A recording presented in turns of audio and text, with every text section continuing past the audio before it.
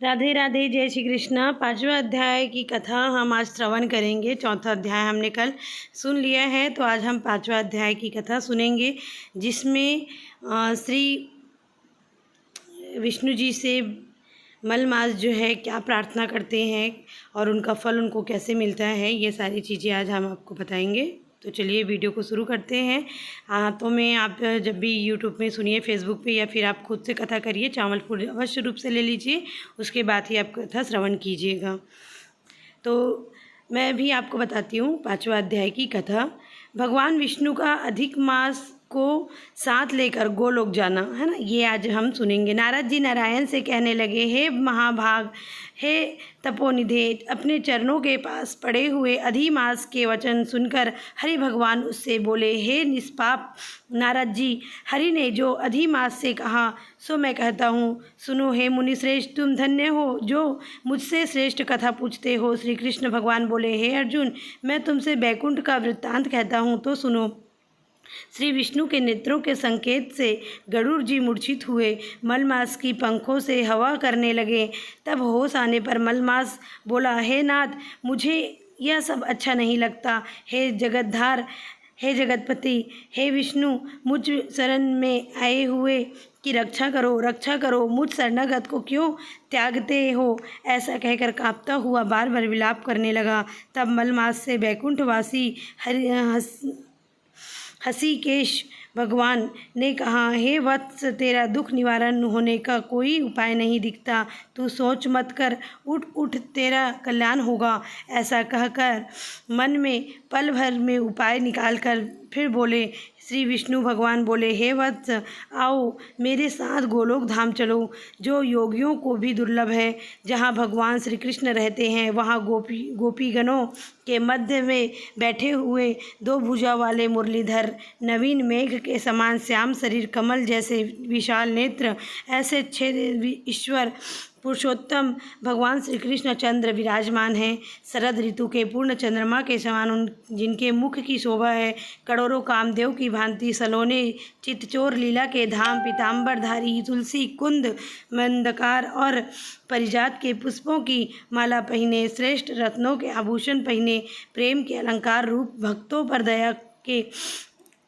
आभूषण पहने, प्रेम अलंकार रूप भक्तों पर दया करने वाले, कस्तूरी और केशर युक्त चंदन से लेपित शरीर, वक्ष स्थल पर श्री वत्स चिन्ह और कौस्तुभ मणि एवं भृगु की लात से शोभित हृदय, सिर पर श्रेष्ठ रत्नों से जड़ित मुकुट तथा कानों में कुंडल पहने, पार्षदों से घिरे हुए रत्नों से जड़ित सिंहासन पर बैठे हुए ही परमहंस पुराण पर पुरुषोत्तम, स्वेच्छामय ब्रह्मांड के बीज, सर्वाधार, तत्पर, निष्काम, निर्विकार, अत्यंत परिपूर्ण प्रभु, प्रकृति से परे, ईशान, निर्गुण, नित्य विग्रह श्री कृष्ण गोलोक में तेरा दुख दूर कर देंगे। चलो वहीं श्री कृष्ण लेकर के चलता हूँ। श्री नारायण बोले। इतना कह हरि भगवान मलमास का हाथ पकड़कर गोलोक को ले गए।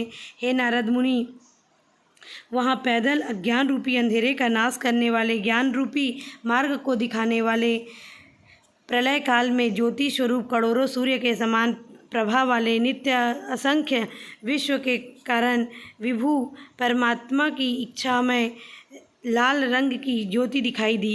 हे मुने, उस ज्योति के भीतर ही सुंदर तीन लोक थे। उसके ऊपर सनातन ब्रह्मलोक की भांति गोलोक है। वह 3 करोड़ योजन में फैला हुआ है। मंडलाकार, तेज पूज्य रूप स्वरूप श्रेष्ठ रत्नों वाली भूमि से युक्त है, जो बड़े बड़े योगियों को स्वप्न में भी दृश्य हैं, वही वैष्णव को दृश्य प्राप्त हैं। ऐसे योगेश्वर श्री कृष्ण ने योग धारा द्वारा धारण कर रखा है। ऐसा श्रेष्ठ गोलोक अंतरिक्ष में स्थित है और अधिक मानसिक चिंता, व्याधि, शारीरिक रोग, बुढ़ापा, मृत्यु, शोक, भय इत्यादि से रहित हैं। बहुमूल्य रत्न से जड़ित करोड़ों मंदिरों से सुशोभित है। उस गोलोक के नीचे दाहिने और बैकुंठ लोक हैं और बाईं ओर बैकुंठ के समान ही आकार वाला शिवलोक है। बैकुंठ का फैलाव 1 करोड़ योजन में है और उसका आकार जिसमें करोड़ योजन लंबा और मंडलाकार है। वहाँ पीले वस्त्रों से शोभायमान वैष्णव भजन करते रहते हैं। वे वैष्णव शंख चक्र गदा तथा पद्मधारी लक्ष्मी जी के साथ चतुर्भुज रूप से रहते हैं और बैकुंठ की स्त्रियां लक्ष्मी जी के समान सुंदर हैं। उनके चलने से पायजेब और करधनी की झंझकार बड़ी प्यारी होती है। गोलोक के बाई और शिवलोक हैं, वहाँ प्रलय नहीं होता और सृष्टि काल में पार्षद लोग रहते हैं।